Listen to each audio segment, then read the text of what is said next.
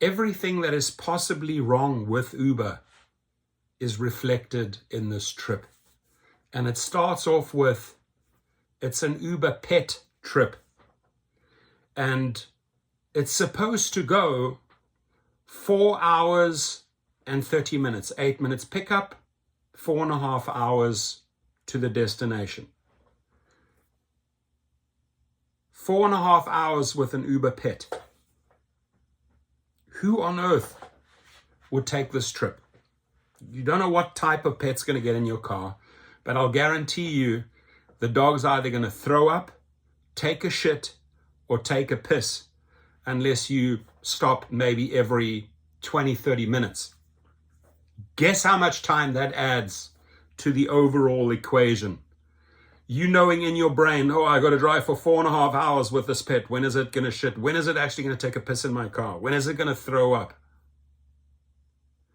This shows you how out of touch, how out of tune Uber is with reality, with riders, with pets, with drivers. Really, right? This trip right here shows you everything that is wrong. But then you are watching this and saying, hey, but Rideshare Professor, you're not mentioning the obvious, the most obvious of this trip. What is it? It's the fact that you're going to Prison Camp Road, right? Picking up, who knows, at the prison camp, and you're taking them and their pet 4.5 hours across the state. You got to drive back 4.5, 5 hours. And here it is, $166.29. So let's repeat the factors. Uber Pet first, it's a no. Uber Pet for 4.5 hours, which is actually going to turn into about 5.5 hours, because you're going to have make multiple stops if you want to avoid a big turd, a big piece of shit in your car, or throw up, right? Then look at the address. You heading over to Prison Camp Road, you might want to look up that address first, right? And you might want to do some research who is potentially getting in your car with a pet, which I find rather strange. And you're not taking into account that you have to drive another 4.5 to 5 hours back.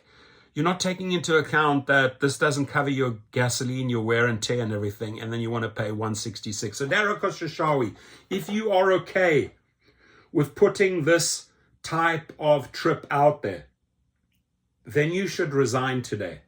Then you really are out of touch with your business. You really do not understand your business. And they talk about verification, vetting. I'm just looking at the address, the pickup place, a Prison Camp Road. Prison Camp Road. That's where I'm picking the individual up. I'm looking at the 166, which at first, wow, that sounds like a lot. But oh my God, I got to drive 4.5 hours. Oh my God, I got to drive it with a pet. I mean, all the red flags, right? Red flag, red flag, red flag, red flag. How many red flags are in this trip? And the fact that they still present you and think, okay, some desperado is going to take this.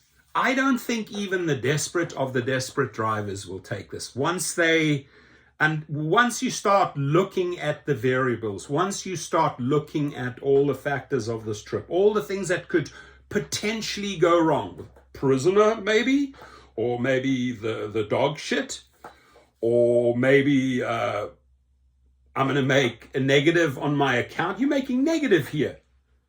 Are you telling me you're going to drive 10 hours for $166? Please, if whoever took this trip, good luck. I'll pay for your therapy, right? Whoever took this trip, good luck.